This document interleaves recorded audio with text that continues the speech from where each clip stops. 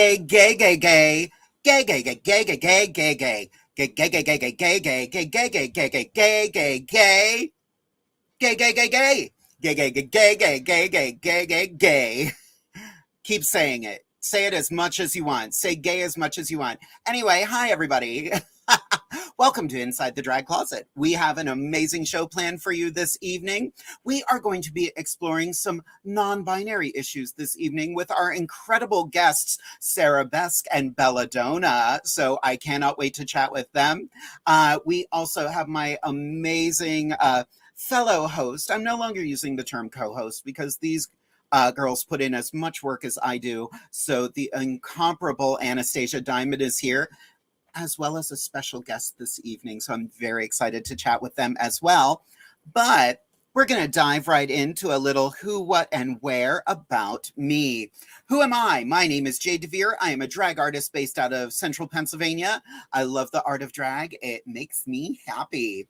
What am I wearing? Well, funny you should ask that. I am a little beside myself tonight. About a month ago, I ordered an incredible suit of armor from the incredible artist Abraham Levy. He does a lot of stuff for the RuPaul's Drag Race girls. He does these incredible corsets. I'm going to stand up a little bit. Look at this. Look at this artistry. Look at this. The funny thing is, it's also super comfortable. But I absolutely love it. I had to give him a huge shout out for this. I love this work.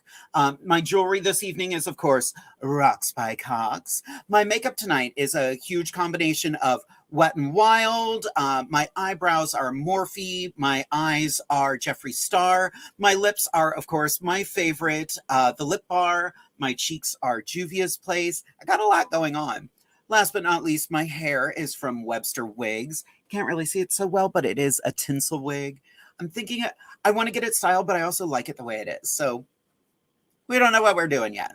Last but not least, where can you find me? You can find me every Wednesday right here on Inside the Drag Closet on Facebook, YouTube, and Twitch. So make sure you are liking and subscribing on all of those locations. Also, don't forget to share this video because if you don't share it, not as many people get to see us, and we want everyone to enjoy our show. Speaking of enjoying the show, we already have some fun comments. We've got Vicky and Robin tuning in. Good to see you both. Reed has joined us this evening. Hello, darling. How are you? A new name on here, Jack Long. Hello, hello, darling. How are you? The amazing Estee Lauderda. Hi, gay. How you doing? We got a lot of gay going on tonight. Hello, Keith. How are you? Welcome to Inside the Drag Closet. Vicky says I look fabulous. Thank you, Vicky. I'm so excited to wear this to a gig. The problem is lacing it up. I need a helper to do that. The incredible Matthew is here. Hey, darling. How are you? Let's see. Who am I wearing? Like I said, Abraham Levy, amazing artist. You can find him on Instagram. Super sweet to work with, too. Super down to earth. I called him to place the order and I was not expecting him to answer. And he was just so nice on the phone. Him and I were just texting a little bit. Very sweet human being. Daniel Jackson watching over on Twitch. Good to see you. Sparkly armor. I love sparkly armor, don't you? Jack Long saying, I love Abraham. OMG. Oh my God, absolutely. I'm loving this. And it's comfy. I was not expecting this to be comfy, but it's comfy. The lovely Carlotta Clark watching. Hey, auntie. Hey, darling. How are you? Nebula Nova tuning in tonight. Yes, grandma and the Abraham. I love that. Reminder, don't forget to share the video. Share this video, kids.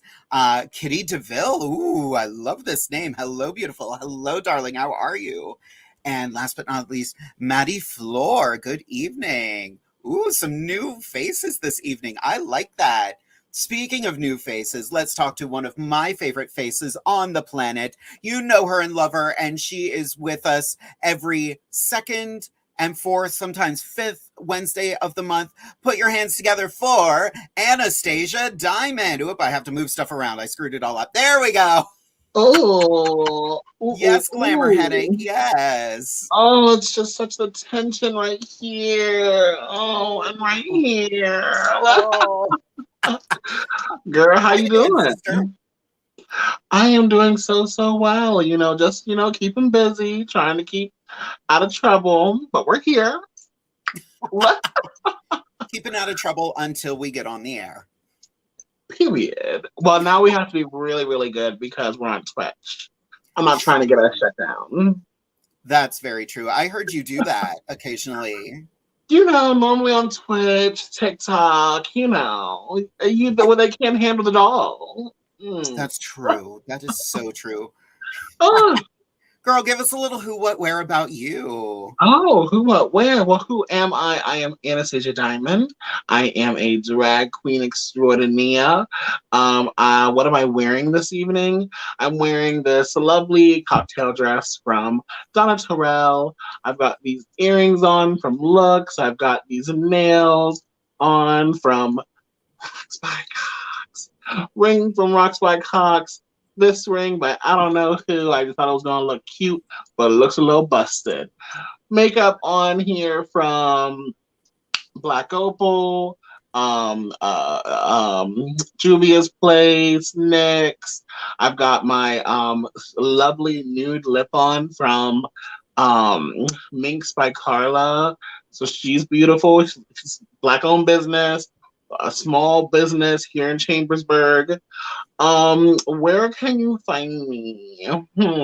Well, you can find me underneath of the desks of every single government official, trying to, persuade them to stop making bills against queer youth.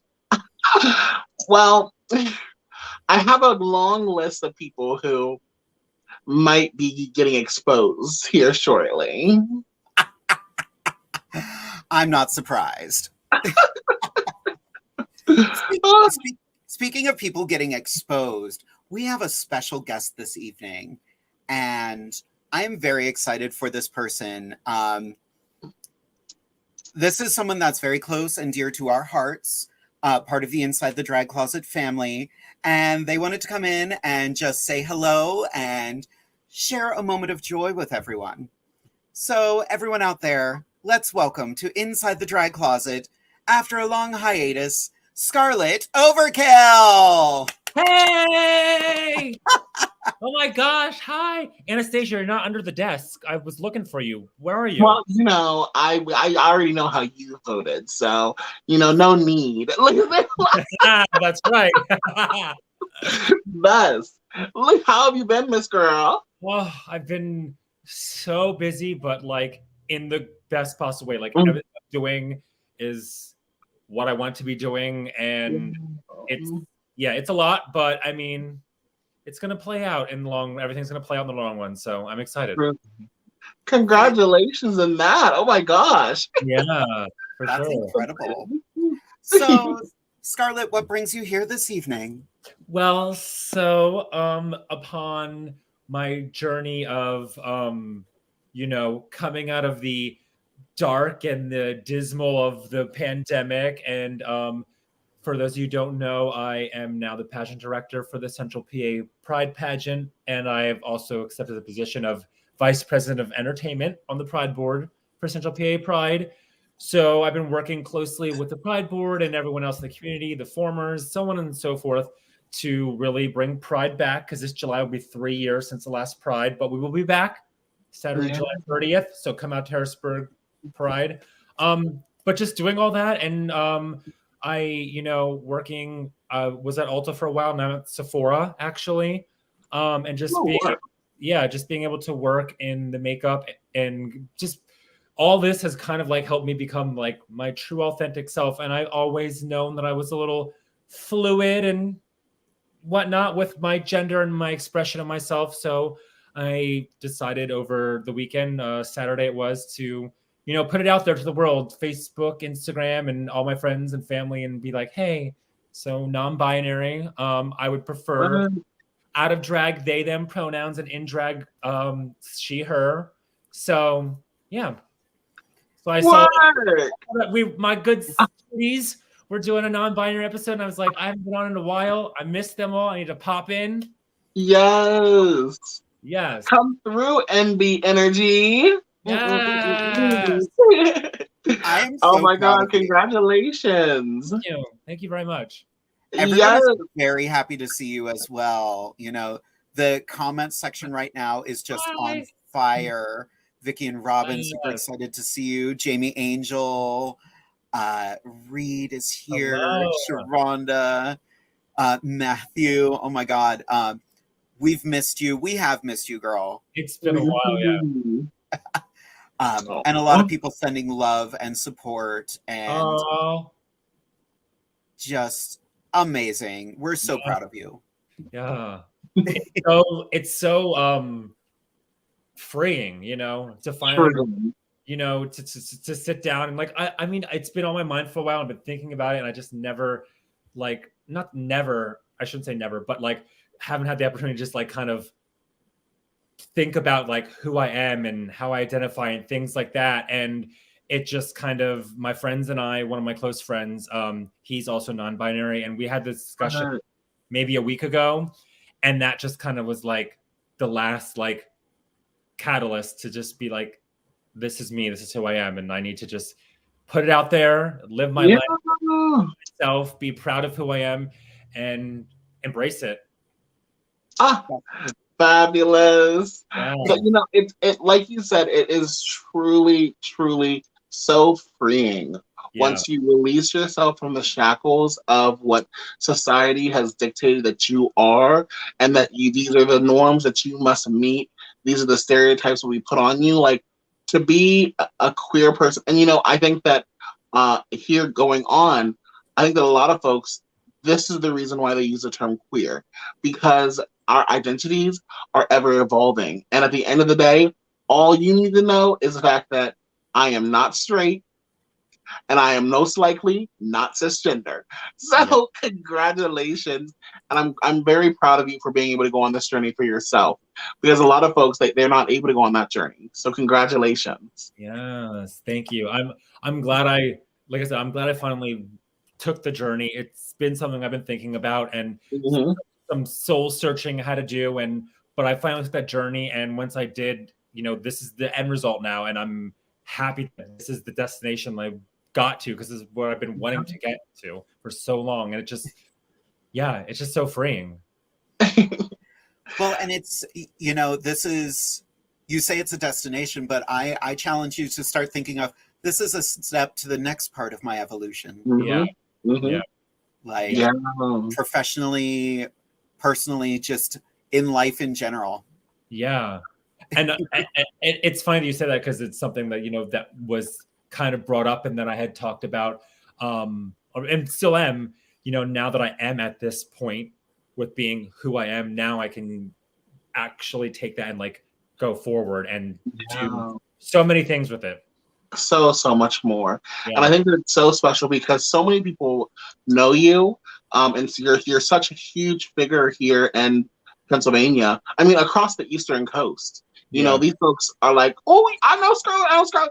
I mean, the girls come out for you, Miss Girl. So I'm curious. I'm just like, I'm just thinking about the impact that you're making coming out as someone who is non-binary, and like what that can say to not just the, you know, the folks who are like our age, but like for the youth as well. Like, it's so special. Yeah, and like I said, and being part of like I said earlier, being part of Pride, I can use this now to, like, for what you were saying, Anastasia, the younger generation, you know, because something that I've been talking about to the rest of the Pride board, doing things that are more all ages.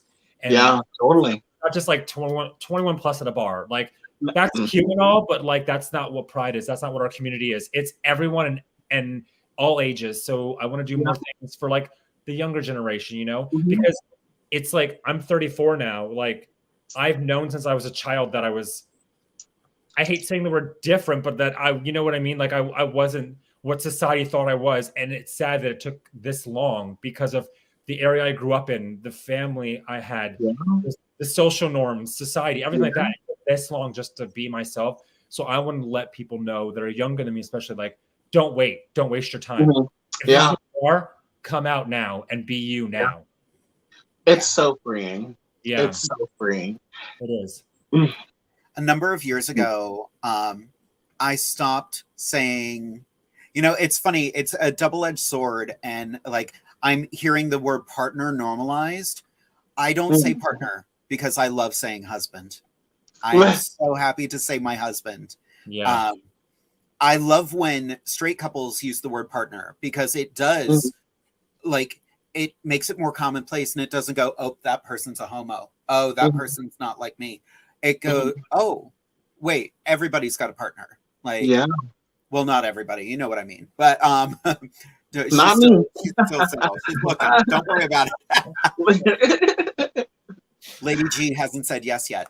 Oh, She's going after the politicians. But yeah, I love that you took time to come and join us. And, you know, while you've posted it on Facebook, you know, we're reaching even further with Inside the Drag Closet. And I'm so happy that you opted to come and join us this evening. While we have you here. Yeah. What's one question you always wanted to ask Anastasia Diamond? Oh, oh wow. Yeah, I wasn't going to go easy on you tonight just because you're popping in. Real. Always wanted to ask Anastasia. Okay. That's a good one. Okay, actually, I have one. If you had to choose your ideal man, what would it look? What would they look like? They would look. They would look like this one Instagram person I follow. Like they are like black and like nerdy and like average body size or a little bit larger and just like such a nerd, like such so cute and like I like a little bit of facial hair, but like not too much. Like I like little wispies.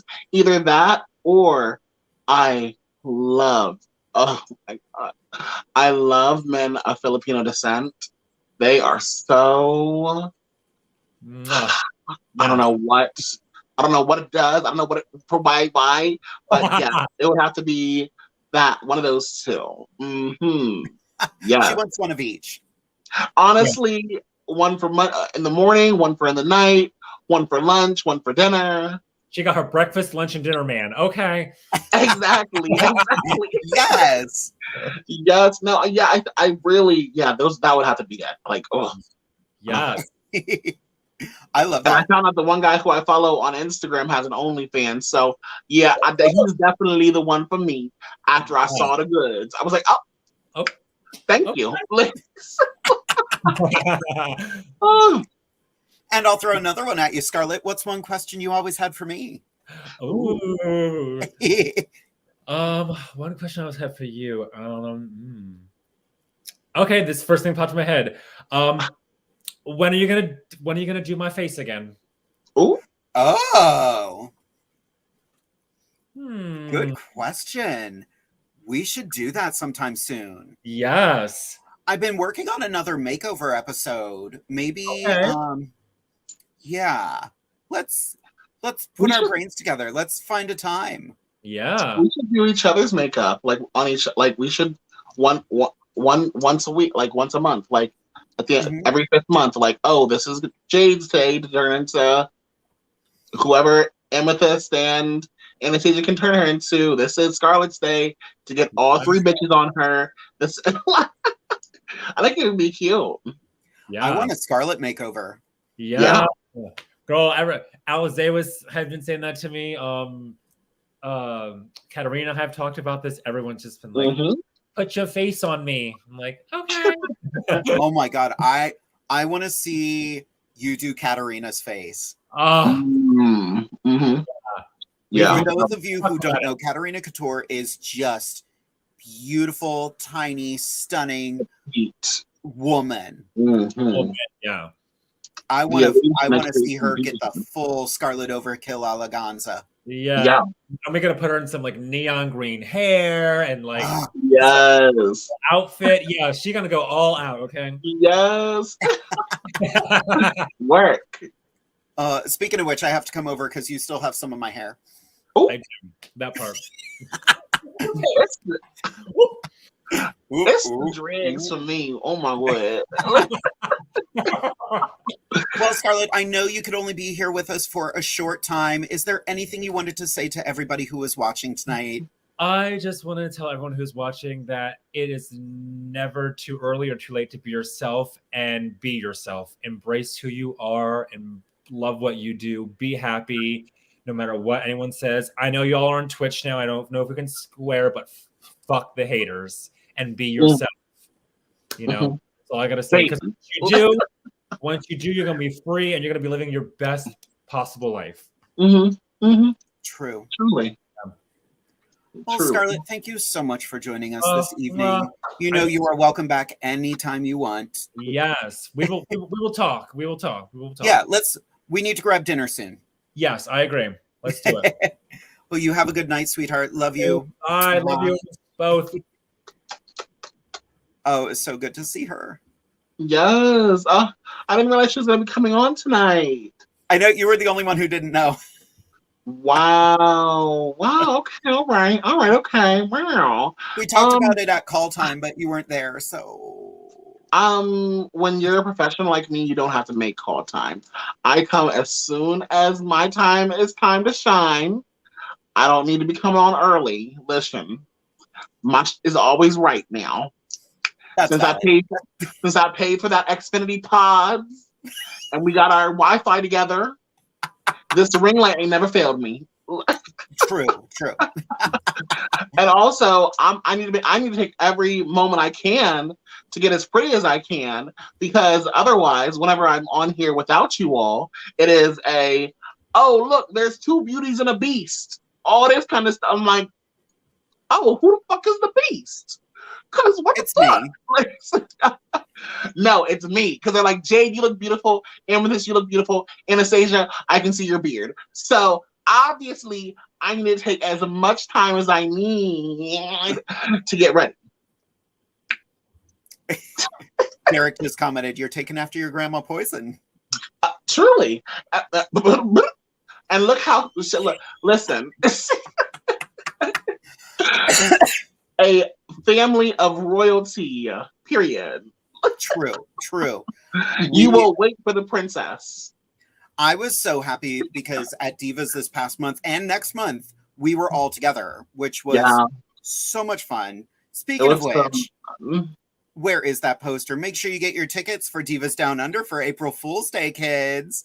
We're bringing back Paula Frost after a long hiatus. We've got Poison, Elizabeth Hardon, Shauna Alexander, Amethyst Diamond, Jade DeVere, and Anastasia Diamond. VIP tickets, once again, are already sold out. So make sure you get your tickets ASAP. And we will bring a backup sound system this time. We have fixed the sound. We're good. The shade. Listen. Didn't happen to nobody else. That's all I gotta say. Didn't happen to nobody else. True story. And my butt stood on that stage and answered questions for about 5 minutes while we figured it all out. Well, we were all just sitting around in the dressing room, and we were like, "Why hasn't Jade come back?" Like, normally, I don't know what they're doing out there. They must have like a really long mix. Like, oh, I did. And then I had did Q&A on top of it. I was out there for a good solid 15 minutes. And collected the coins the entire time. Pitched them after the entire time. Like, I do have to say, I was very flattered by the two people.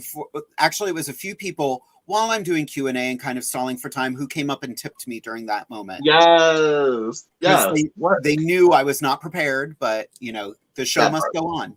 That part, yeah.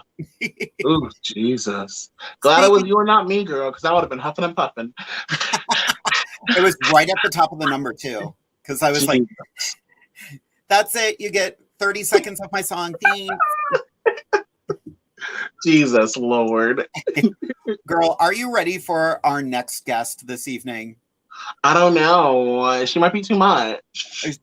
Oh, I know she's going to be too much. She was one of our hometown gals who moved all the way across the country and is now living her life out in Oregon. And I am super excited to bring her here this evening. She is the incomparable Belladonna. Oh, Hello, Jade. Hello, Anastasia. Thank you for having me. Thank you for being my. here. Sorry, I was just on a little day trip. Oh my goodness. Yes.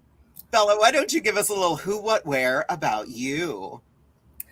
Well, the who. Hi, everyone. My name's Belladonna. I've been in this gig for about 11, 12 years now, I guess. Wow, that's a long time, since the 60s. Pretty much, I'm a non-binary drag entertainer. I started out in Harrisburg, and then after that moved to Portland, and this is where I reside now. What am I wearing? I am wearing this lovely little 60s inspired number. It's just like a Marsha Jan Brady kind of dress. It's just like a little simple thing. And then, of course, my Marsha Brady hair, because, fashion. And then I'm also wearing not Rocks by Cox, because I don't think that was established yet. But these are my grandmother's necklaces from the 60s. So these are from the time capsule itself. And then my hairband, and that's about it. And then where can you find me? You can find me in Portland, Oregon. Please come out. Love me. Come find me somewhere.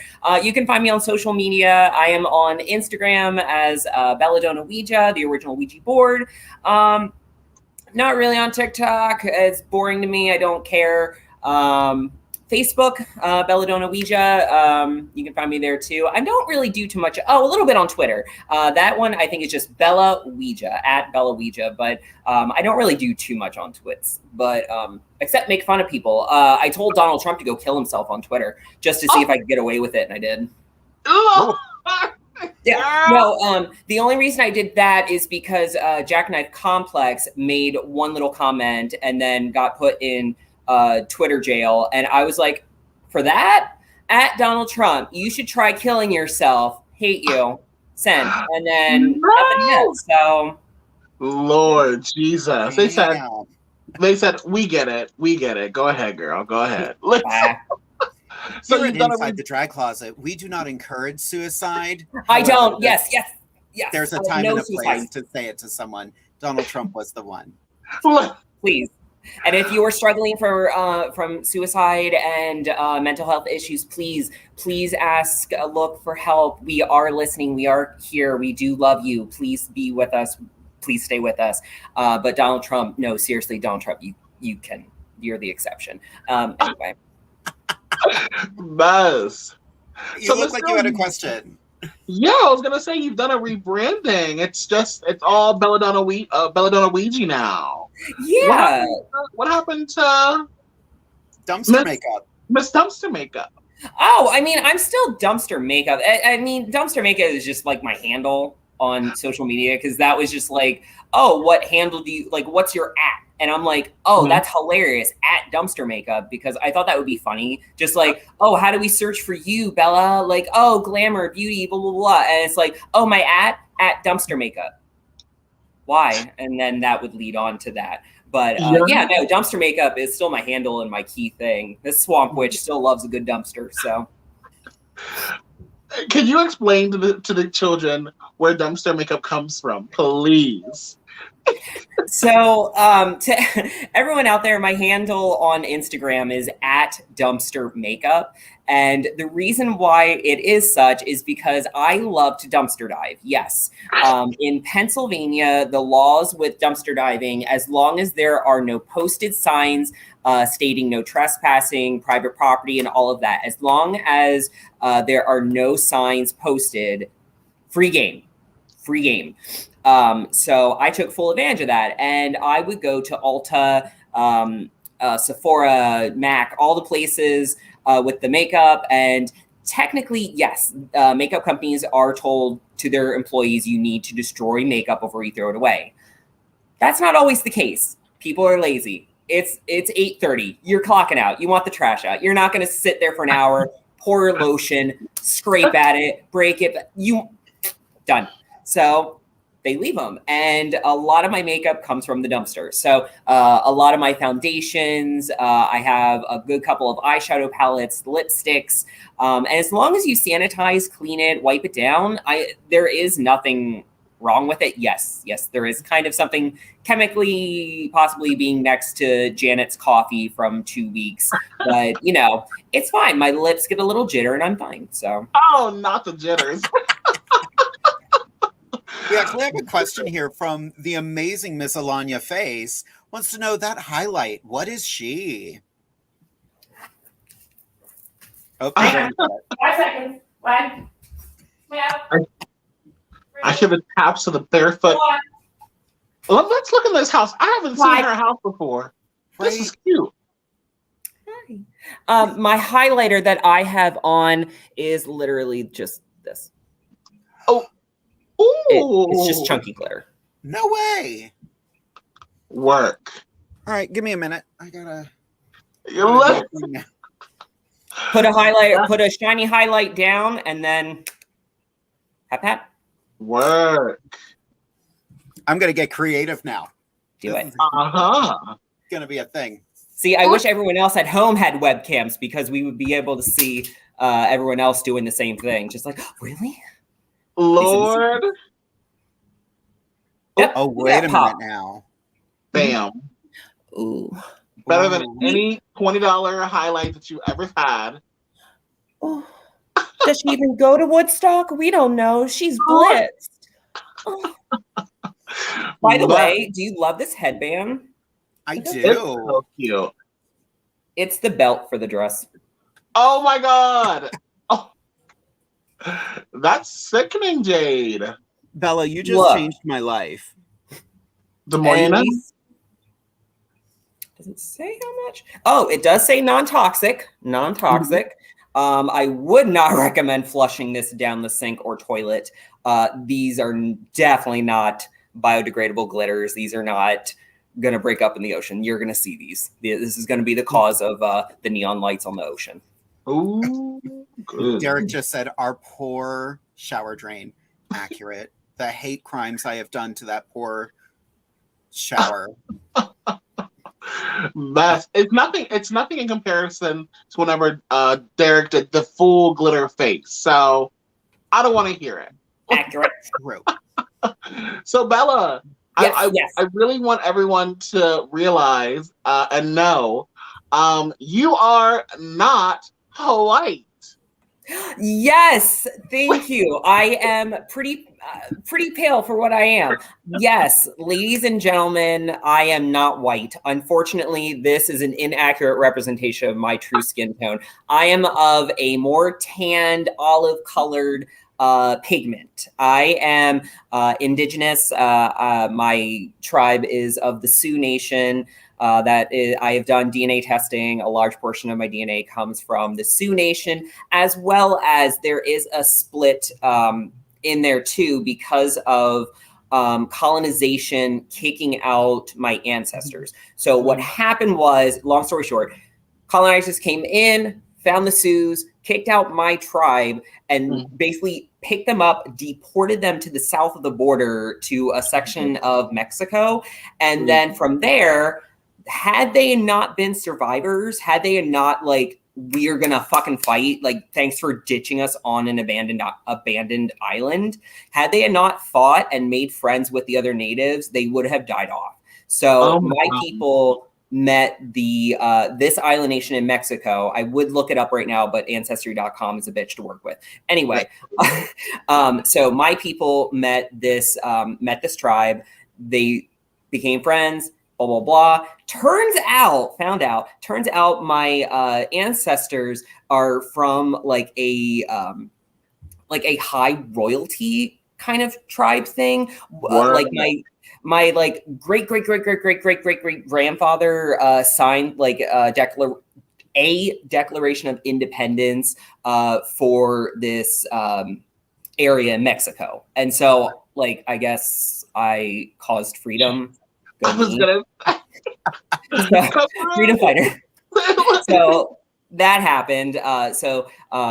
My ancestors, I guess, my uncle liberated this part of Mexico. Wow. And we apparently do have a royal crest. I'm still kind of researching that to make sure, because there are kind of like those Stevens, like there's a last name crest and then there's your family crest. So I'm still working on that. But otherwise than that, that's about it. And then I am a little bit white from my mother's side. My mother's side is like German, not German. Oh God, something, but it's Europe. It's not Europe. But we don't talk about that. Look, mess.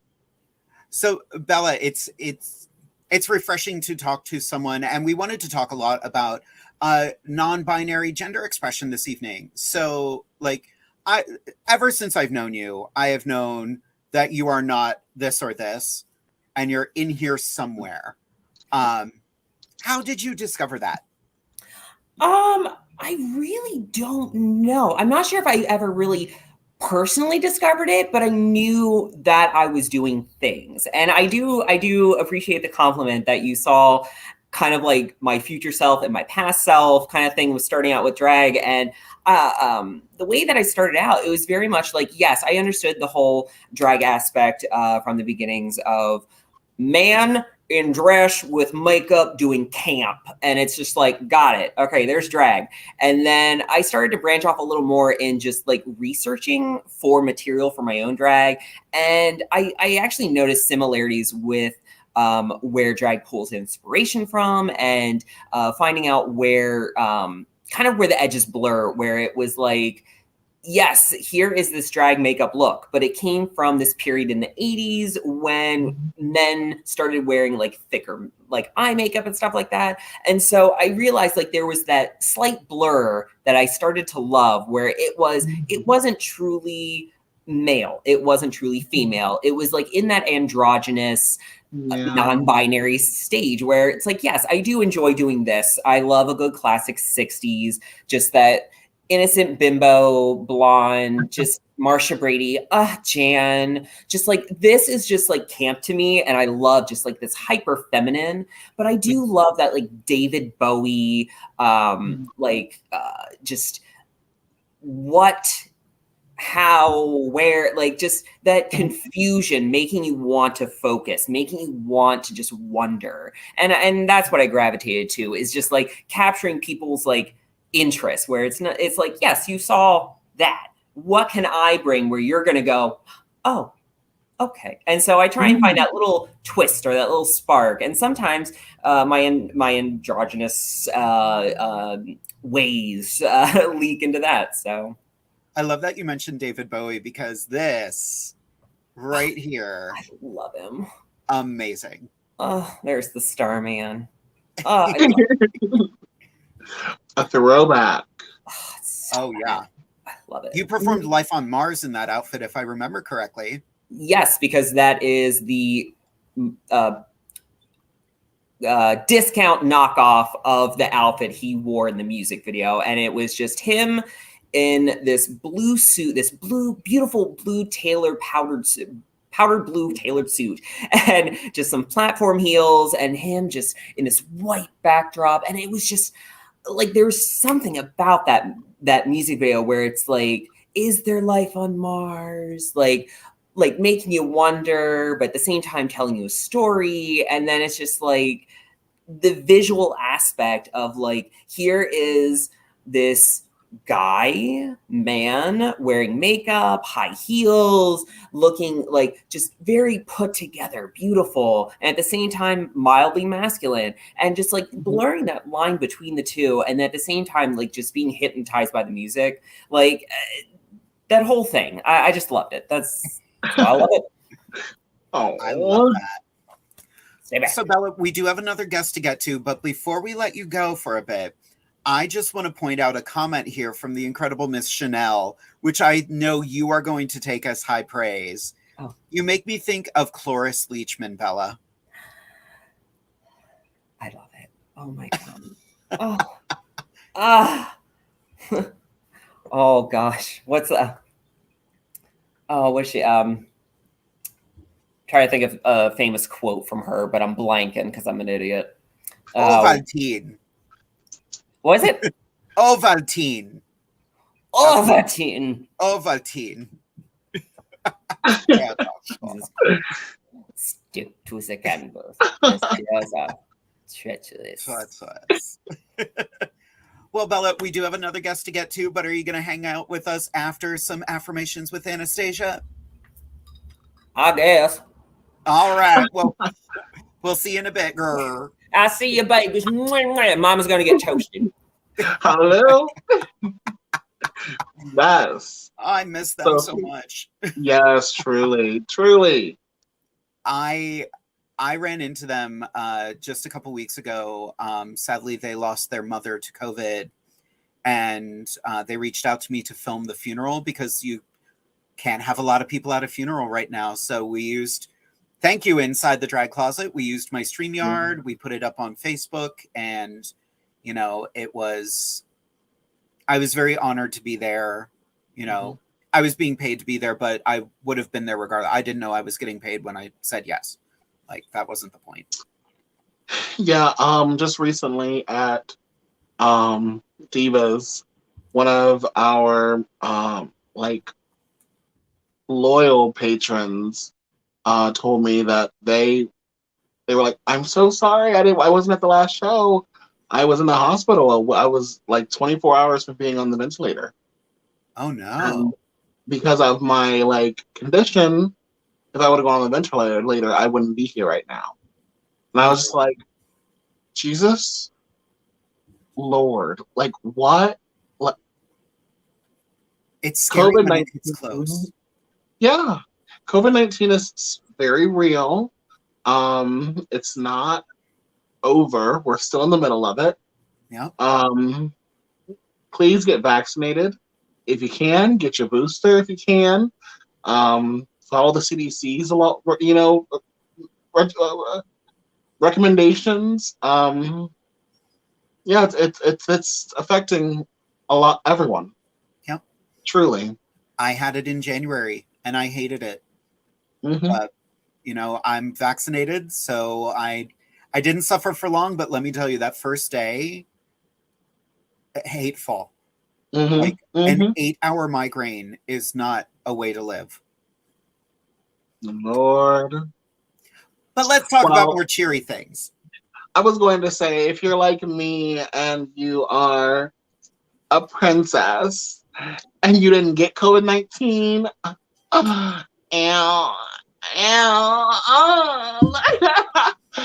ooh, twerking in my chair. Oh, yeah. I hate you. You know, some of you bitches just don't have good cookie like I got good coochie. Like my coochie is just good like that. Supple, wet, juicy. What the hell are we talking about? Let's bring on our next guest. Alrighty, kids. We have a longtime viewer, first-time guest on Inside the Drag Closet, and I am very excited to chat with them. We have been friends for a number of years now, and they, as well, live their fully unapologetic, non-binary life. So let's welcome to Inside the Drag Closet the incredible SARABESQUE. I love this look. You like? I do. It's the cheekbone for me. From the advertisements, I was, you know, from the pictures we had sent. Oh, what do you want to do for advertisement purposes? I was like, I'm just gonna send, you know, regular old SARABESQUE drag. But there's so many more levels to me as a person and as an entertainer that I was like, tonight, I think the people tuning in expecting to see something, I want a shotgun. Yeah. And I love it. Why don't you give us a little who, what, where about you? Okay, so this face is actually new products. I did some Morphe fluid foundation, full coverage, which oh God, I hate how these eyebrows look. Don't look at them. Full fluid coverage, whatever the foundation is called. The lashes are also Morphe. Yes, queen. The palette is Morphe. The contour and the blush are Juvia's Place. The highlight is House Labs by Lady Gaga. The lip is Jerusalem. And with a nice top of it. The earrings are Rocks by Cox. These are actually older models. And this body, which is actually, hold on if I can move without showing. This bodysuit is a custom by Taya's Closet by Taya Mimosa. It's got my name on the side of, hold on, where the heck? It's got my name on the side of it, Sarabesque, Queen Sarabesque. Mm-hmm. Work. Cute. Oh, just a little fun little something. And I figured I would do some non-binary eye with the purple and the yellow and the white and the black. And, you know, just a little fun little something. Super cute. The facial hair is actually also Morphe, coincidentally. You guys got your facial hair? I mean, I didn't glue on facial hair. I just used a darker color powder. Work. Yeah. We have a question from the audience, and it's a very important question from Alanya Chest. One more time. My polyamorous partner. Is this polyamory? If you're supporting me, this is exactly polyamory. Polyamory equals support. Work. I like that. Eyes. So, Anastasia, what's one thing you always wanted to ask Sarah? Ooh, okay. Sarah, how can you give me more of Christina Kelly's outfits? No, I'm just playing. Listen,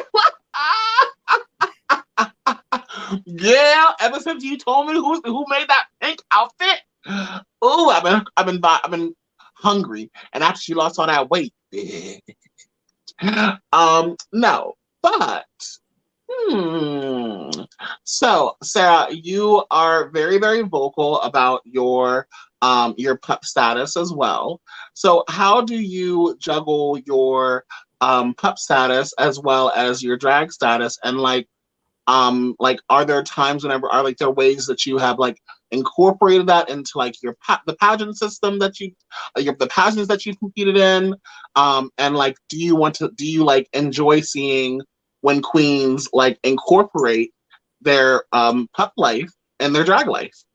No, I hate it because I'm the original. No, I'm just kidding. So being involved in not only the leather community, the LGBTQIA mafia community, because you know, gangsters, not throwing up gang signs. I promise, there's not a gang sign. Listen, Caucasian for The gay mafia. Coincidentally, actually, over the course of time, although vocally and actively I've identified in pup status, actually I've been dabbling a little bit more, and I wasn't going to say anything, but I'm going to say it now. I also identify as a kitty. As a kitty? As a kitty. Because, you know, with cats, they're very like, pet me, but on my terms, bitch. That part. That's me. But I love... I've incorporated it in a handful of things. At Miss Gay Maryland America one year, I did stone a neoprene pup hood and used it during my presentation. People like to segregate the community of the leather community and drag, and it's like so funny for me to see that there are lines being crossed. No, there's not. There's not. Mm-mm. I understand there are some differences and distinctions, but like, what people fail to realize is we're all human, you know?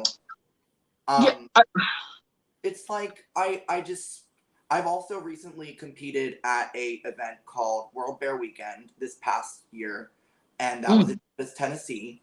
I had driven 15 plus hours out there, and Jesus. Yeah, it was so worth it because I had the support of Wolf Striker Leather, who's an amazing leather vendor based out of New Jersey, who does a handful of stuff at all these leather events like IML Law, BBM, I almost said BBL.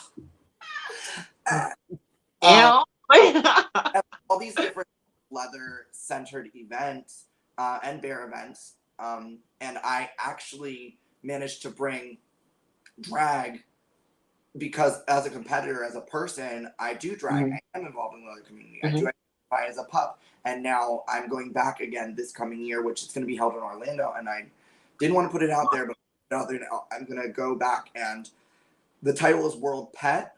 So I don't, all of the competitors this past year identified as pups. And this year I'm probably, and I'm hoping to be one of the standouts as a kitty. So. Girl, you should. Girl, you putting out all your secrets. Wait a minute. Delete the footage.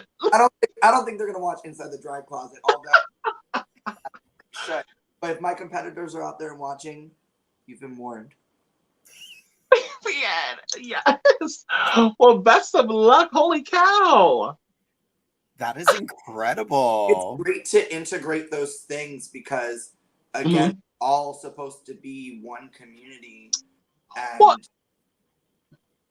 what difference does it really make? Like, I feel like I always feel like a lot of these people, like, yes, it is a part of the, you know, your identity and it's a part of your, like, life, but so is drag. So I don't see the difference between, like, you putting on your leather vest or your pup gear or X, Y, and Z. How does that differ from a drag queen putting on her wig and her heels and her well, like it's a sense of you putting on a piece of your identity. Well, the thing that I can define for argument's sake is not just in the leather community, but in the drag community, that I've had to consistently argue my trans validity.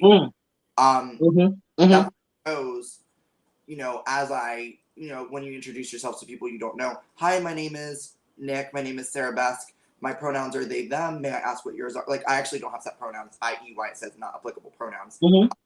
And the reason I put that, just to explain before I jump any further, is that I don't have set pronouns. As long as you are approaching me respectfully, whether you know or some people like to assume pronouns, although you should not assume. I don't really have set pronouns. Do I prefer to be her in drag? Yeah, especially if I'm trying to give. But like right now, what are you going to tell me? They, them. I would say she, her, because I know you from the past, girl. You could even call me she, you could call me her. Just don't do anything that permits a level of disrespect that tells me you don't care about respecting someone. Like, I had a joke with a friend who we were out at a bar and like we jokingly pronouned ourselves. We were like, that's, you know, thing one, thing two, it. And somebody came in trying to get into the joke to like get in with us as an in crowd, like, oh yeah, blah, blah, blah, it. And I was like, let me explain why that's not correct. This is not for you. It's not for you. It's you. Not to be exclusive, but just to be like, look, I understand that was to be involved in the communication that was taking place in front of you that looked appealing. However, I want to understand that this is a between me and them thing, and there's a level of closeness that we can do that. Hi, my name is Nick. My pronouns are anything but that to you right now. Yeah. This is an A and B conversation, so see your way out before doing D and E F you up. Bit like, run me some, okay? Like, I'm gonna need you to write that down for me, please, and thank you. I almost jumped in, girl. I said A B C D E F U, baby. Yes. We have a legit question this time. Once again, from Alanya Chest. Amazing. I'm so happy that you tuned into the show. What's your number one piece of advice for new queens exploring the identity? Their identity. Sorry, there was a thing here. I was like, what's the identity? The identity. This. It's the identity. It's the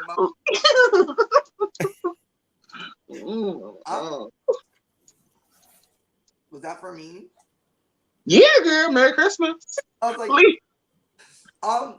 I mean, leading by example, I continue to educate when I'm at shows. New people are curious, you know, when a lot of show producers and show promoters, Alanya being one of them, will not only have a show that is entertainment value, but is also educational. You know, when bringing entertainers to the stage using their pronouns correctly, identifying them by their, you know, what they are known for or what they, you know, are exhibiting. Like, you know, you've heard girls and entertainers be called the dancing diva of XYZ. Okay. Great. Now, whether or not they are that, But if they identify as that, you're respecting them by calling them that. And then they do the work to be that description.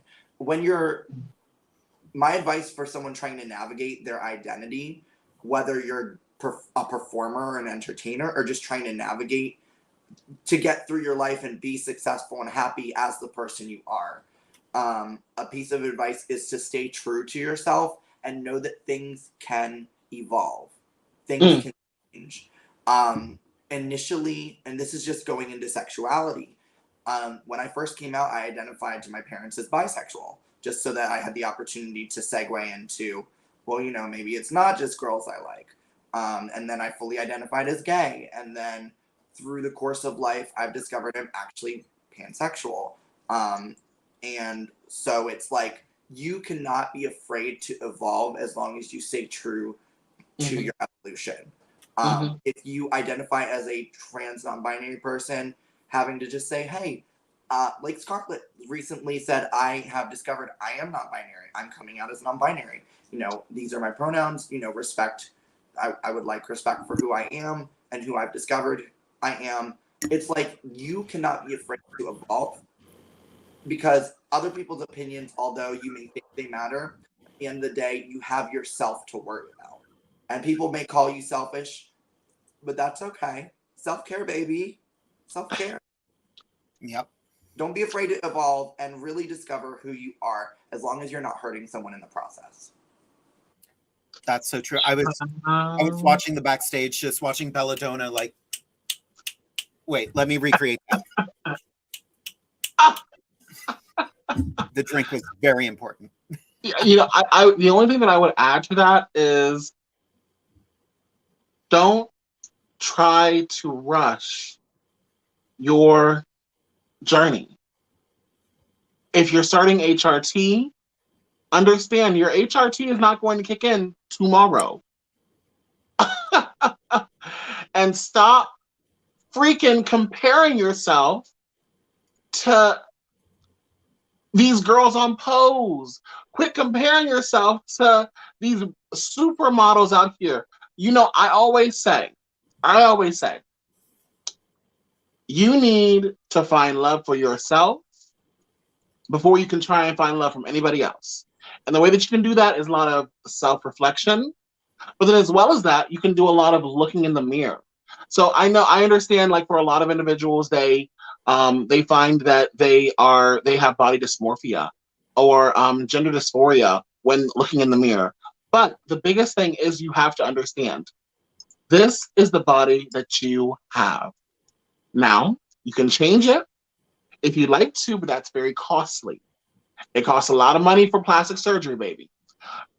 What's cheaper is makeup. Or, at the end of the day, you can come in and say, I know that I would love to aspire to be Beyonce or Naomi Campbell, but this is who I am. And I need to be happy in my identity, number one, because my identity has nothing to do with my expression. But then as well as I have to understand, what do I need to do to get to a level of gender expression where I'm happy? Because a lot of people just they think that they have to get to be 100%. Not everyone can do 100%. Not everyone can do 100%. And same thing for drag as well. You know, your drag is your drag. You know, you can get better. You can evolve. You can go on a journey. But baby, what you have is what you have. Unless you find a sugar daddy who's going to pay for that plastic surgery. That part right there. There it is. So, I just watch so many girls, like, so depressed and filled with anxiety because I'm not good enough. I'm not pretty enough. You are beautiful as you are. Yeah. You're beautiful as you are. And as drag performers, we hear it all the time. I want to be as pretty as you. I want to be as glamorous as you. It takes a long time for this to happen. Yes. And it takes trial and error. It takes screwing it up. It takes going out on stage, knowing you're looking busted, but having a good time, because there is nothing sexier in the world than confidence. Confidence. Yeah. And sometimes delusion. And every now and then a couple of liquor drinks. Yeah. That might make things a little To drink. best. I prefer you do it in the house. True. Well, we have a whole bunch of questions coming in, but I want to be able to get everybody back in for this. So I'm going to keep an eye on all the questions over here. Sarah, you're going to join us after affirmations, correct? I suppose I'll stick around. Oh, okay. I didn't want to burden your schedule. I've got such a schedule, darling. I've got such a schedule. Watch that says, bitch, you got time. All right, girl. We're going to bring you... We're going to bring you back in just a couple minutes. All right, girl. You ready? Sure. Did you know that there's still merch available, though? Oh. And we have we got merch. We got a new ITDC and chill. Ooh, yeah. We still have our t-shirts, hoodies. Apparently, everybody loves the mug. Just saying. And the sticker packs. Amethyst bought, like, everything. Yes. So if you wanted to pick up some of our Inside the Drag Closet merch, don't forget to go over to www.jadedevere.com/merch.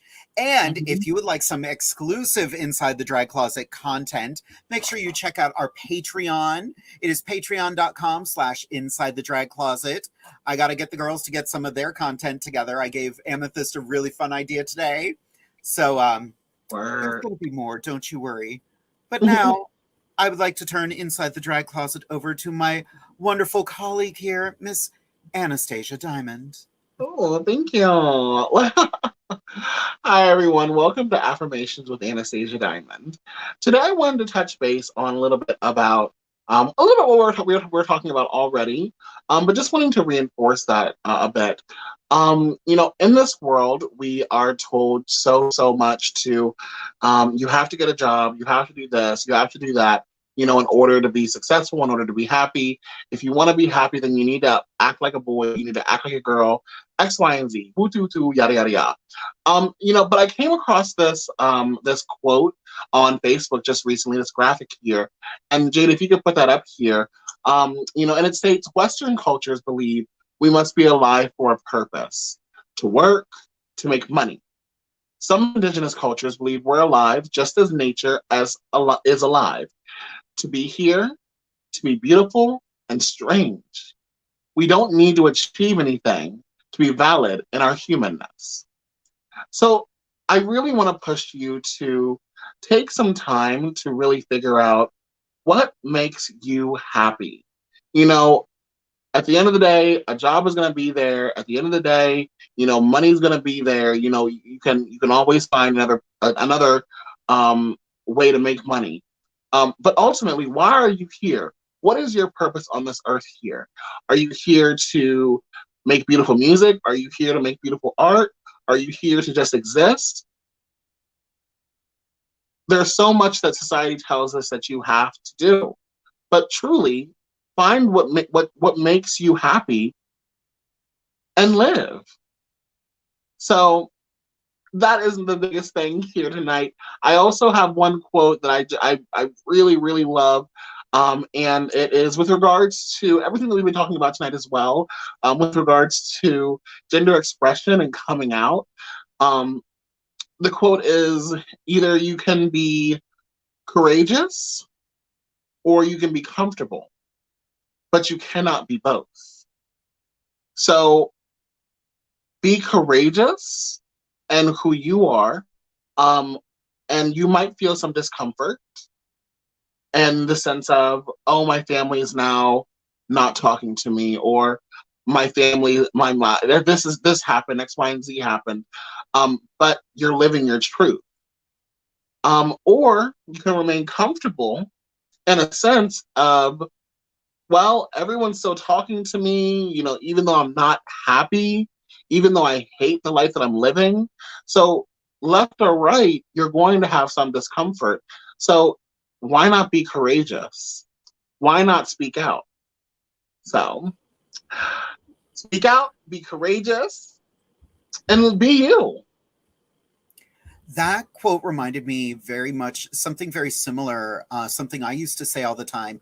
I would rather be condemned for who I am than comfortable for being someone I'm not. Yes. Oh, I love that one too. I love that one. And it's true. I would rather not be fake about who I am. I'd rather live my authentic life, knowing I might make people uncomfortable. Yeah. Than just, and as an actor, like I'm always trying to please people, but I'm just like, you know what? Screw it. I'm going to say I have a husband. That part. That's going to make people uncomfortable. And I don't care because 10 years ago, I wasn't allowed to have a husband. That part. That part. Well, and that's really the biggest thing. You know, it reminds me of the one Audre Lorde quote where she stated, if why be, I'm going to butcher it, but it goes along the lines of, if you're silent, your oppressor can continue to oppress you. If you speak up, then there's no way that they can say, oh, well, she was okay with it. You're okay with being oppressed, X, Y, and Z. So why not speak up? Because either way, if you're speaking up, you might get oppressed still. But if you do not speak up, you can't say that you fought for anything. You can't say that you were trying to get somewhere. Like, so speak up. Do you live your life? Do what makes you happy. Agreed. Period. I love that. You are so friggin' wise. Girl, it's all these quotes. It's all these quotes. That's my life. That's just, everyone's like, you're so funny. I'm like, yeah, I watch a lot of cartoons. It's quotes for me and $110,000 of student debt. There you go. Don't say you can't do it, because you can. You too can be drowning in debt. You too can be drowning in debt and be living at home with your family. Well, girl, you ready to bring the kids back and answer some questions? Let's feed these children. Pop them corns. Let it go. Alrighty, let's welcome back to Inside the Drag Closet, Belladonna and Sarabesque. Ooh. Sarah, this is the best you've ever looked, girl. She's horrified, I tells ya. Yes, for those who are not on our visual medium here, Sarabesque is a shark at this point on her hand. Man. With a naked man walking through her kitchen. It's just Hi, David. Banned on Twitch like that. Right, that's how it happens. So, in our group chat for the show, there was a lovely meme shared earlier, and it was a perfect example of t-shirt companies not getting the point. Because all the time we see advertisements. I think Belladonna posted this lovely thing right here. Look, non-binary pride shirts for men and women. Ooh, so fun for the whole family. Wait. Let's just unpack that for a second. Because when I saw that, it reminded me of advertisements like this for Black History Month. Oh, gosh. White man with a shirt that says, I'm black every month, but this month I'm blackety black black. T-shirt companies. What does that mean? Do better. What does that mean? Well, that's like the rap that are the whatchamacallit, the thing that Derek got me that is like African and like on the website it's like fully like white women and like and I was like, Derek, I don't know.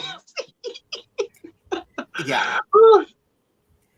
Like, it doesn't take much for a company to go, okay, we're using a stock photo of a model. What are we advertising this month? Oh, it's Black History Month?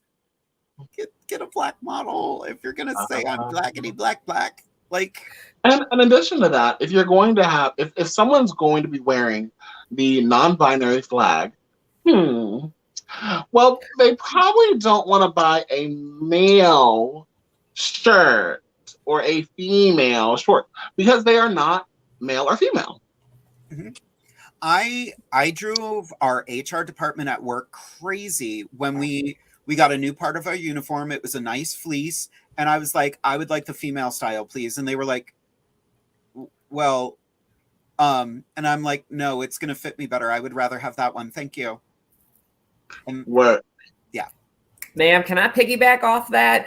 Go right ahead. Anytime I'm like, it's not like a big thing, but when people ask me for like shoes and stuff like that, for like bowling alleys or anything else where I need to use a rental shoe, they usually ask me, oh, what size? And I'll usually go, oh, like a women's 9. And they'll say, oh, well, do you want like a men's 9? A women's 9 is kind of small. And I'm like, I know my fucking foot. Sorry. Yeah, oh, what? sugars. But I'm like, yeah, no, I know my foot. It's a size 9, women's 9. It's slim. Like, I know my foot. And like, that shit gets annoying. Yeah, that's now. See, for me, I would like. I feel like they could definitely. So I hate the fact that they split clothing up by gender in general, because clothing is clothing is clothing is clothing. So Exactly. the problem is they do this. The whole point of gendered clothing is capitalism. It's marketing. You know, if you are selling clothing to people who are assigned female at birth, who are presenting as female, who want female clothes, I'll leave it at that. Then you need to make the pocket smaller, because if you make the pocket smaller, it will be better for the handbag industry. And so if you make the you will be on the handbag industry. Now, in addition to that, you see how big these phones are. These cell phones that we have are doing so well. You know, you want to have a big phone, so you can pay the flashlight. Once again, this goes back to the handbag industry. It goes back to being able to help another capitalist or entity because of gender. It's bullcrap. It really is. Why do? Go ahead. You know how so have you ever been shopping, and if you're out and you're a very effeminate, like, male, even though you're presenting male, if you go to get something at a store and, like, when people patronize you for your nature, like, I'm sometimes very high femme, and whether I'm in mask presenting or like the atypical male gender expectation of clothing, like, okay, they like they're wearing flannel, it's very lumberjack, but it's like you're a very thin figure, so you're an effeminate gay man, which is the assumption.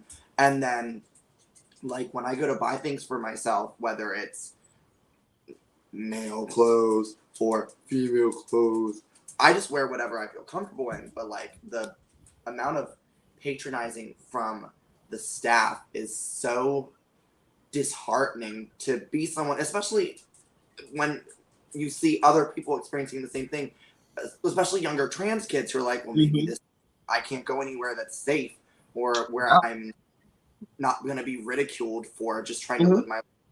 And it's like, it's it's so frustrating. You And know, I remember whenever. What was that? I'm that loud person. You want to make me uncomfortable? I'll make you uncomfortable at your job. Try me. Yes, ma'am. But the thing is, it's like really frustrating because, like, I remember whenever I was like a baby drag, and I was like going to Walmart and like sheepishly walking past the makeup aisle, trying to navigate like where everything is so I can make my dash and run. It's like, no one should have to do that. Like, no one should have to be subjected to that bull crap. Like, well, there's this meme. I've talked about it a few times on the show. All clothing is non-binary if you stop being a bitch about it. There we go. What? I remember this one time when I went down to Disney. I found this really, really cute handbag, and it was like Minnie Mouse and do. It was like so cute, and so I got it. I was in my senior year of high school, and like at that point in time, I was like, I'm gay, and so I got it, and like this old lady at the register was like, "Oh, are you getting this for your girlfriend?" And I was like, "I'm getting it for my mother. I'm getting it for my mom." Okay. And like, I gave it to my mom, and I'm like, I don't think she knows where that motherfucking thing is. But I loved it. I loved it so much. And it's just so frustrating that people who are asshats can change someone's trajectory so much with one little comment like that. It sucks because as a young influenced person, it makes you not want to live authentically until you have those people in your life who are strong enough to point you in that direction and say, be unapologetically yourself, which is what I think all generations need to aspire to be. If you're out and you see someone if it's a see something, say something kind of world. Because if a little girl was getting picked on and, you know, the patriarchy is like, oh, men defend women. Okay, but all women, trans women, period. Don't be exclusive to that. If you see someone getting upset over something that's very malicious, whether they, and you know what, some retail industry workers are just ignorant to the fact that there are trans people who exist, and that's why I think we just need to invade the industry and make sure that there's more inclusive and diverse training in these industries for people to recognize how to navigate conversations with all customers and not as identities.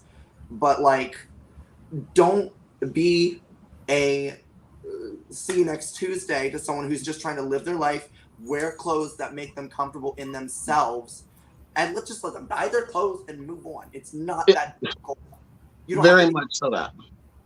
Because ultimately, you know, this is the thing, you know, a lot of queer people, they have to spend so much more money because they buy things online and they don't know if it's going to fit.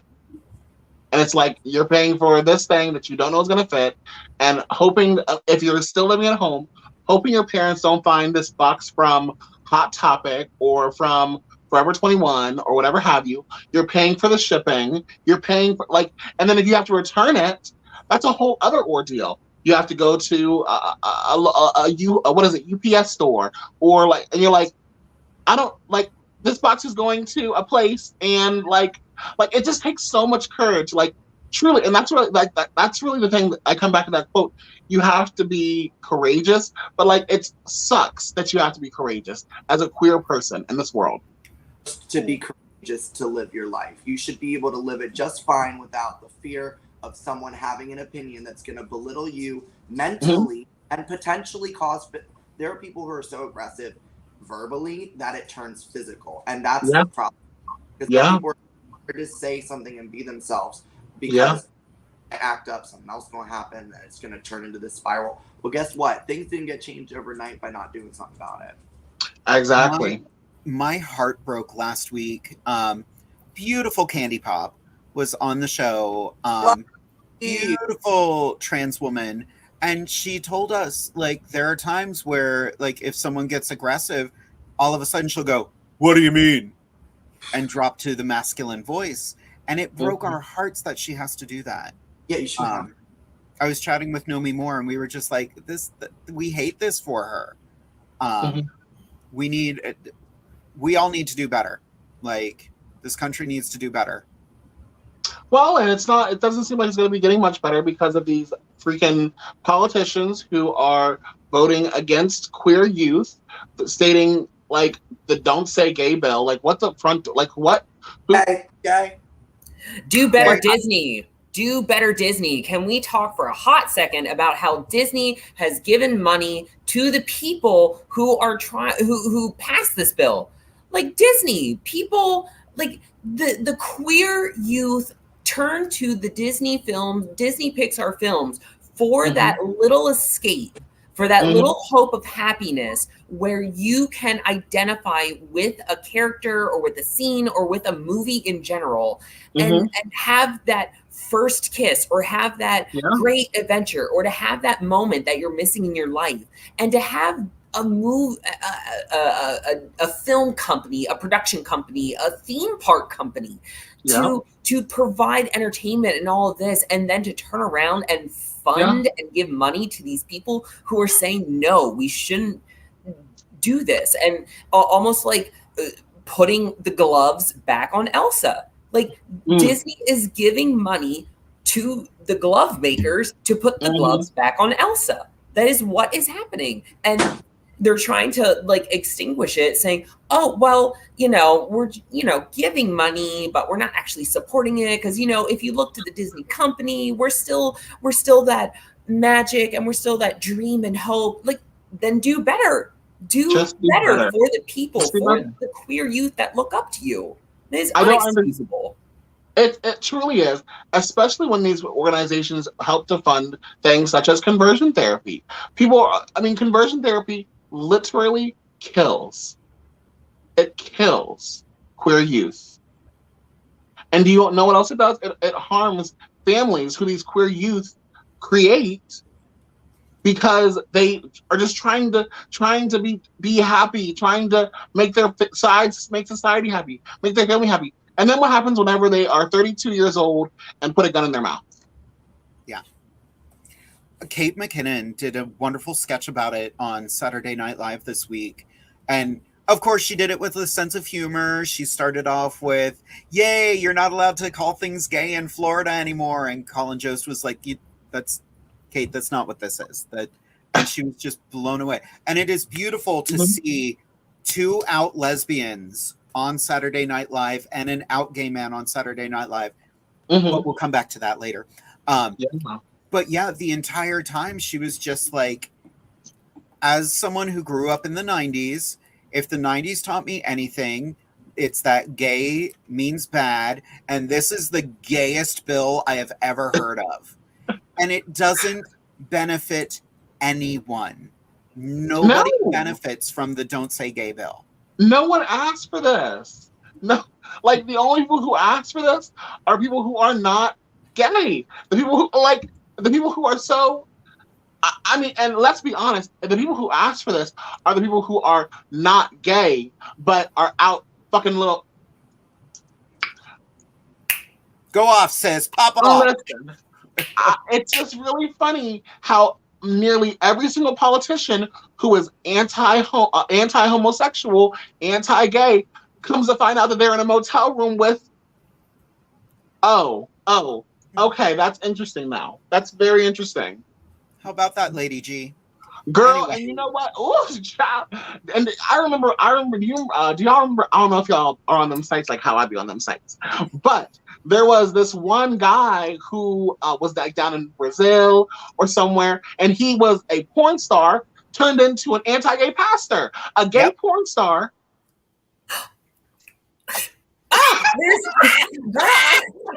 It sparked a memory in my head. There is a gay porn star who is known and registered a Republican who voted for Trump. Like, he is a gay porn star. Does not dabble in the bisexual, like, I do girls too. No, it's gay porn star. He's a bottom bitch. Yeah, registered Republican who voted for Trump and all of that jazz. And I'm like, Mary, I'm going to replay this video each time just for the reason. I just learned that one of the contestants for Miss Gay America voted for Trump. Like, how? Well, honestly, that makes sense. Honestly, and that's the biggest reason why I don't enjoy, like, I love the pageants, the pageant lifestyle that these girls put on, but Miss Gay America is very Trump friendly. What the fuck? Like these organizations that are built on once again, capitalism. If people are making money, if they're a Republican. 9 times out of 10, if you are making money, you're a Republican. So, could you say that word one more time for me? A Republican. Thank you. Okay. All right. I just wanted to make sure. Please do some research, like Google Miss Gay America Trump. But I'm very, very certain that I'm fairly certain. I saw an article that came out that said that one of their coordinators or whatever was a Trump supporter. I can't. Let's get to the questions. Girl. We could go on all night. Now, the first question is for Sarabesque, the Ooh. amazing gymnast that she is, shoveling pizza into her face. Sarabesque, you do amazing gymnastics during your drag performances. Have you ever injured yourself doing said amazing acrobatics? Not fully, but I find if you don't stretch well enough, there are potential injuries that are involved. And I say this: stretch before your performances, and do not attempt to overcompensate for what you can accommodate. Mm-hmm. Drag not meant for stunts and stunts alone. Now, do some queens and entertainers do them a lot? Yes. Do they do them successfully? Yes. Do they do them with good timing? Questionable. But now, talking about good timing, I really want to touch on a video I saw. Girl, how is your ankle? oh, from the TikTok, from the wiggle. I'm screaming because that is not what injured me that night. Girl, that was scary. But that. Oh, she did that. Oh, she did a drop too. Word. No, she did. So that night, okay, State College, Pennsylvania, at Cafe 210 West in State College. It was lit, mama. It was lit. So, literally did that stunt, and obviously my footing had slipped a little bit, but that didn't injure me. One, because I did. God. But I laugh every time I watch that video because that poor twink's butt. I turned around, and anybody who was recording on the other side, I think Alanya was one of the ones recording on the other side. I landed and I pulled up and I, did a little thing. And as he was falling, I guess I saw him in midair going to the ground. And I thought he was like, oh yes, I'm gonna dip and I'm gonna dip and I'm gonna And I turned around, I saw him do it, and in my mind I thought, you're not finna upstage me, I can do that too. So iconic. Truly. But the poor thing like slipped on something on the runway. It was probably from a spill. To be honest, those college kids can get wild and messy, wet and wild. There are girls gone wild up there sometimes when the dance floor is slippery. Listen. Amazing. That TikTok, share it, please do. I want to make that shit go viral. Yes. There's an edit from the Best of Vogue, or somebody put one of those like dip videos where when the twink falls, it ends up transitioning into a I live for those. Those are my favorite. Just like watching, just watching these just innocent, just bystander pedestrians like slip on a thing of ice, like, and then it's like, and then like drop into a split, and I'm screaming. I'm just like, what? I don't know who the fuck you are, but what? I live. So we have another question here. I think we're going to start with Bella on this one. Oh, geez. While I'm talking about it, amazing non-binary performer as well, Jamie Angel, has been asking these amazing questions this evening. They want to know, has your evolution changed the way you have presented your drag character? And if so, how? I mean, I know I have grown and evolved from where I began. And I will say, I think the biggest thing is when I first started out, I very much was a little more into like the kind of like the old school drag. Like I was still kind of like, oh, I need to do this. I need to do this because, other queens do this and this and that. And then I slowly started finding other ways to do it my way, but still keep it true to like the original ways of the drag that I learned, because I wanted to pay homage to where I'd come from. But I know that like my style has kind of changed more. Makeup wise, night and day. Please do not look for any of those photos. No one look for any of those photos. If you ever want to insult a drag queen, it is, hey, I found this photo of you from like 1994, and it's like, thanks. I look like a silent movie star with just one eyebrow. Thanks. But Yeah, no, don't ever look at an old photo of a drag queen. But I know that like my makeup style has definitely grown more because I've seen like my eye makeup go from like a little bit smaller to a little more of a looped, just for my own love of like vintage films and old makeup styles and all that. And I definitely think that's where my direction is that old Hollywood classic 20s to the 60s era. Like there are differences in makeup there, but like it's that classic kind of sense.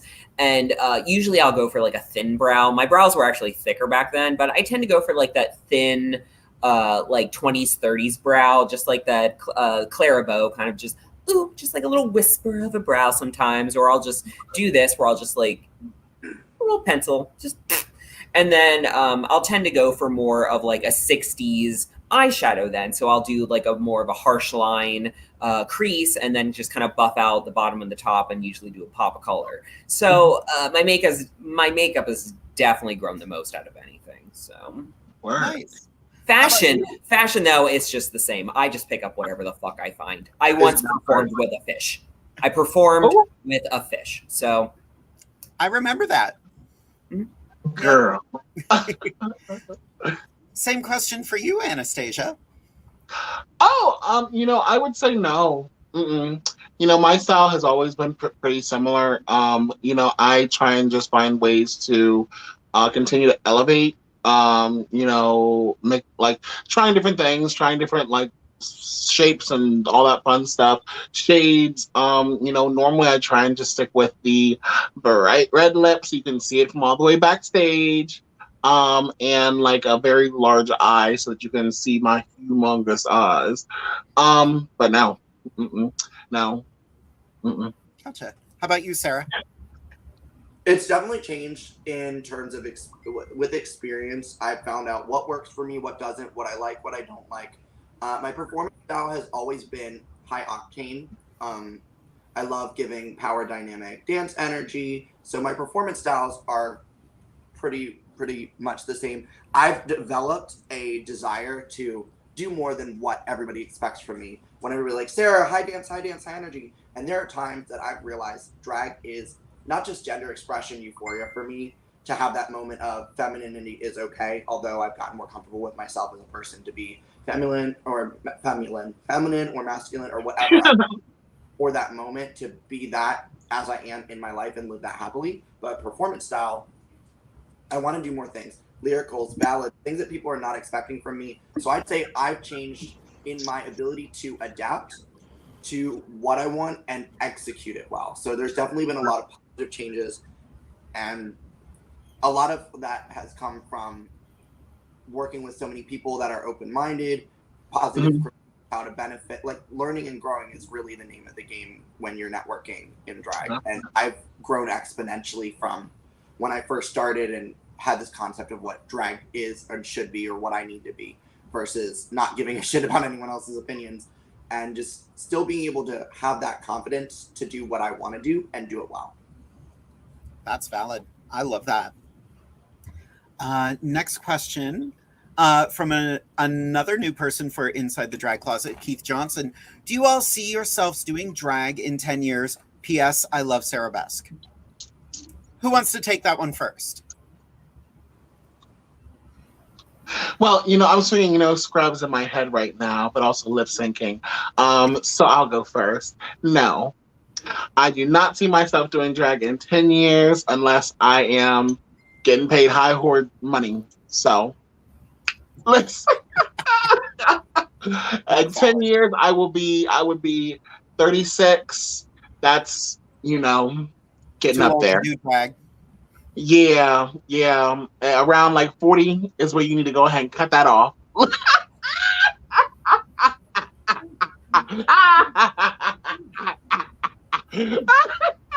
Ooh, not the ugly laugh. I'm glad this is virtual. Why I oughta? I'll do it myself. Right. Careful, I heard I think I'll jump off of Anastasia. Honestly, I do see myself still entertaining, performing, whether it be drag or something new. I do not know, but I do love the drag aspect of here is a performer wearing layers of makeup, an extravagant campy outfit to a classic song that everyone knows and loves, or something just random that's like, wow, why didn't I hear of this before? But I definitely see myself like performing and entertaining. So maybe it's drag, who knows? I might still be doing it. So Let me clear my statement up. I don't see myself performing in 10 more years. I see myself more so doing hosting, education pieces.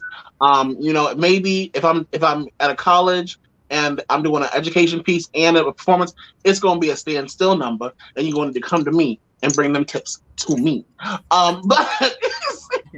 But I definitely don't see myself. I don't want to be. I'm already kind of tired of like the club scene. I've been tired of the club scene for a minute. That's the biggest reason for why I normally only perform at Divas Down Under at Harrisburg Comedy Zone, because it's more than a bar. So I just don't really enjoy. I don't enjoy that kind of a night, for myself. But who's to say? If you pay me high whore drag money, Ooh, give me money. Ooh. I would get up and twerk, but I didn't put my dress all the way down, so my bare ass is out. So I'll just say Sarah got it. How about you, Sarah? 10 years? Yes, entertaining's been in my blood since a very young age. I'm always going to want to do it. I'm always going to love it. Drag, again, has allowed me to access parts of myself that I really didn't know existed for the longest time. I knew that they were there, but I didn't know what was acceptable and how to access them. And I definitely see myself performing continuously until I am wrecked and can only do a standstill, can't move. I'll be in a wheelchair, still sitting in drag, giving them the only emotion, and my arms might be flailing, my legs might be cut off, but bitch, it's gonna be giving. So yes, I'll be doing this damn thing till I am dead. Girl, good for you, girl. I'll keep performing in the afterlife.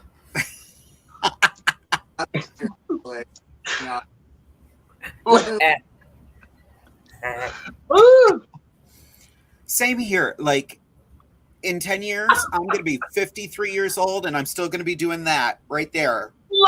Twerking for money. It's going to be a little more tragic, but that's my drag anyway.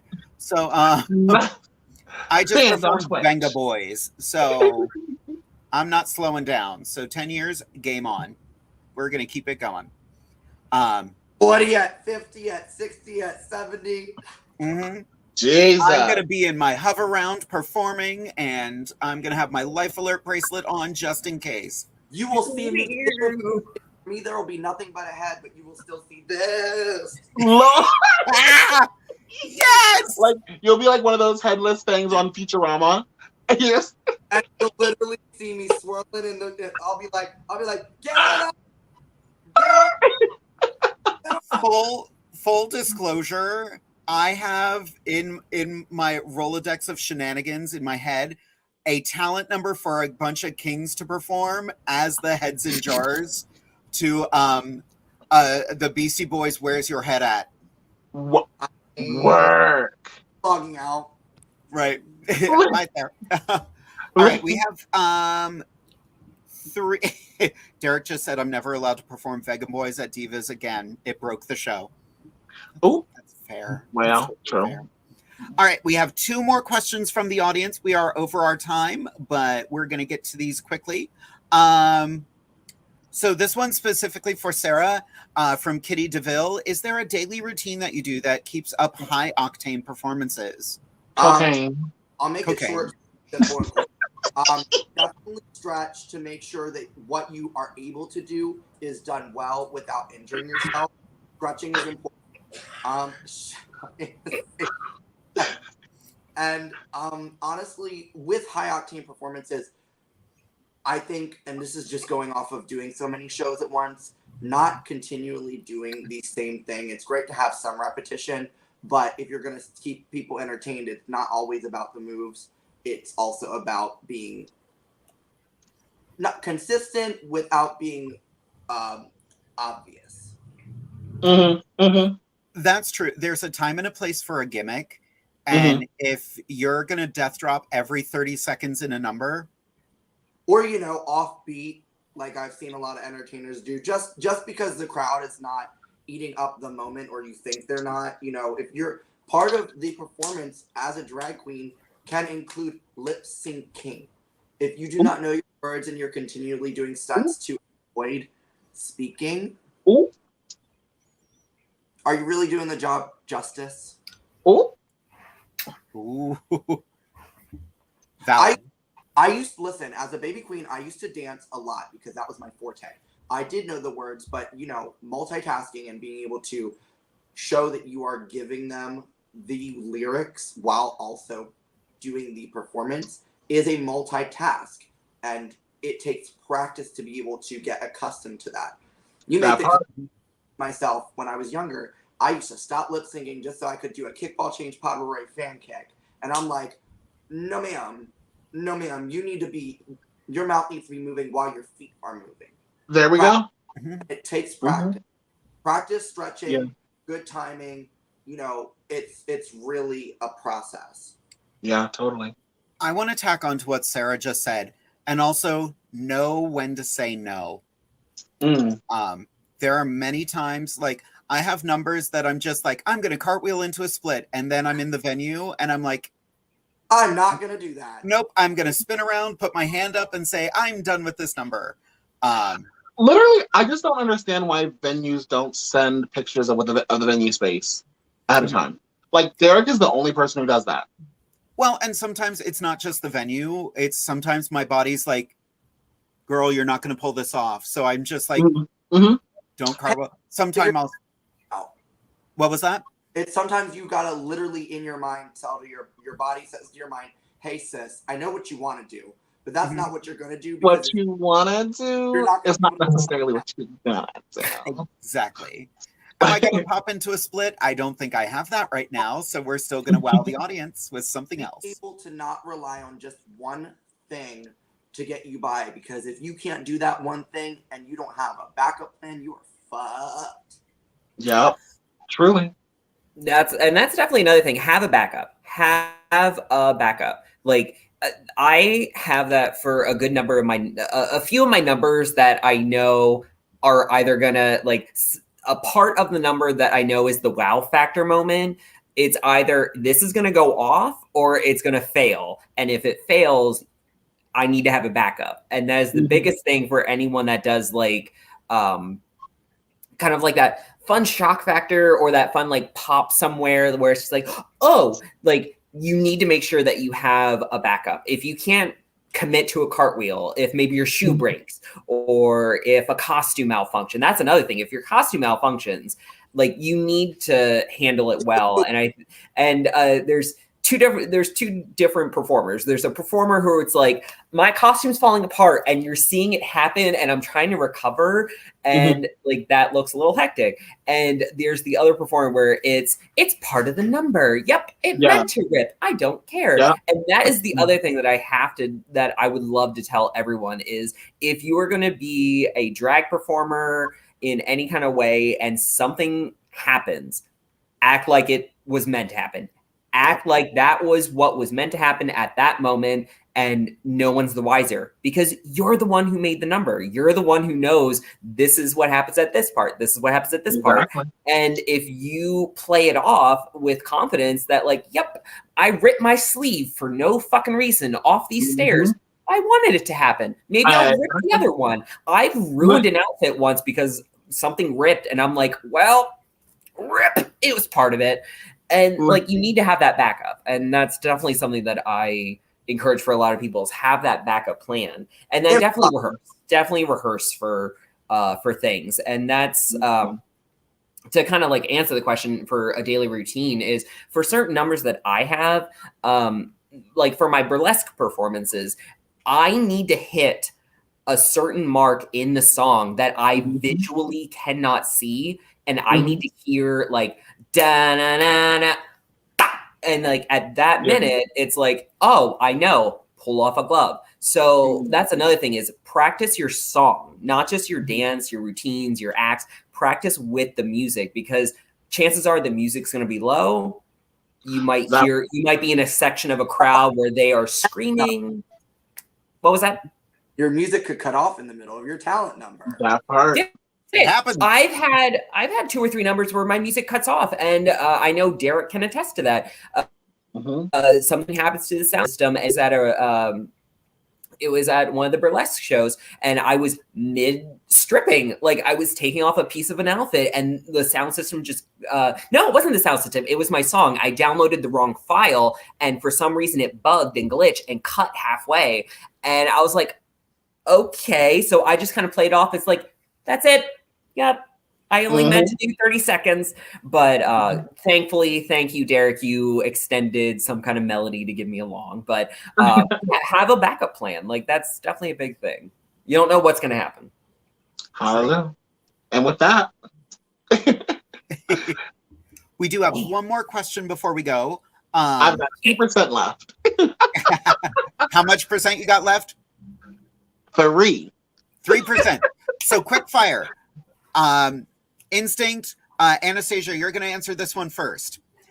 Is there a song and or genre of music you've been wanting to add to your set list for shows? No, I do what I want to do when I want to do it. Period. Fair. Bella. Pretty much the same thing. I love just like finding whatever stupid, useless song that I love to find. I love finding stupid crap that no one's heard of. I love doing Ocean Man by Ween. That's amazing. And I love doing male performances too. So whatever I find is what you're gonna get out of me, kids. Sarah. I like to continually evolve. There's things I know I'm good at. There's things that I know I want to try. I like to practice.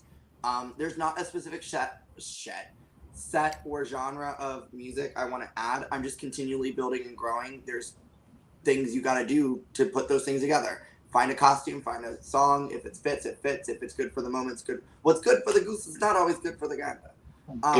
Good.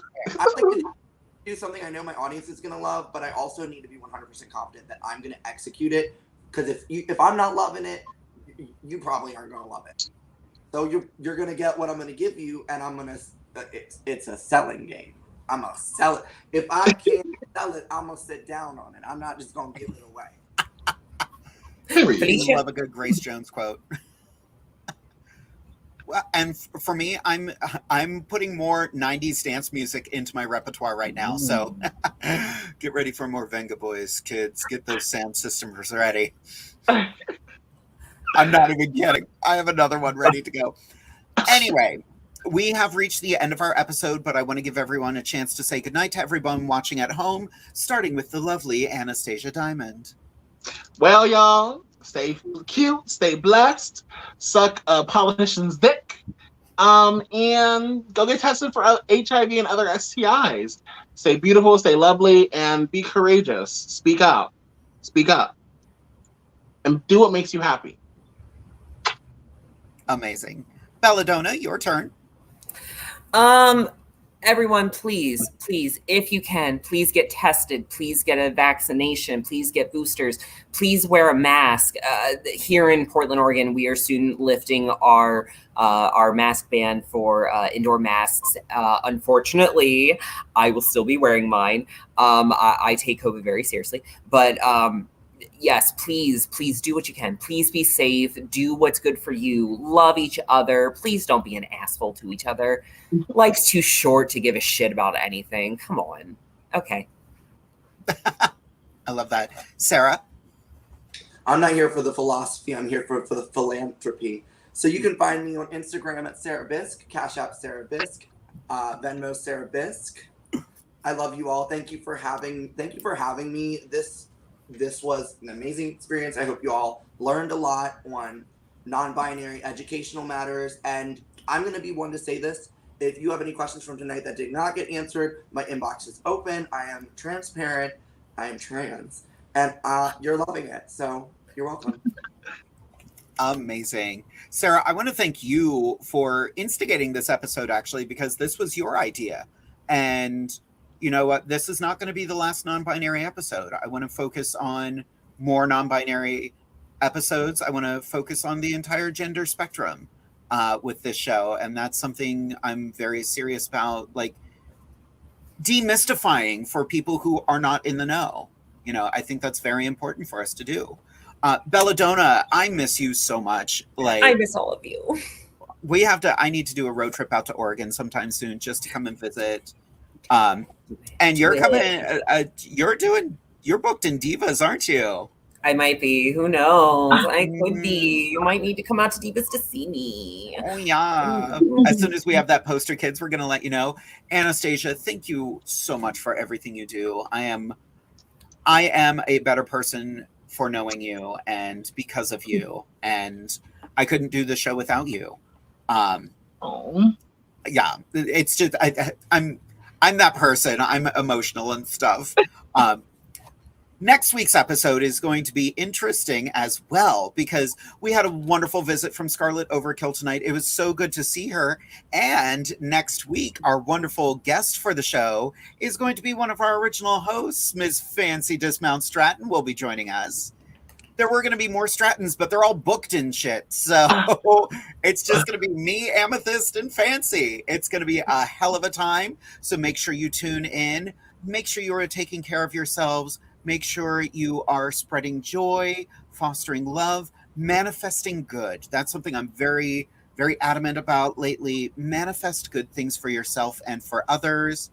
Make sure you get your tickets for Divas Down Under. And good night, kids. Bye.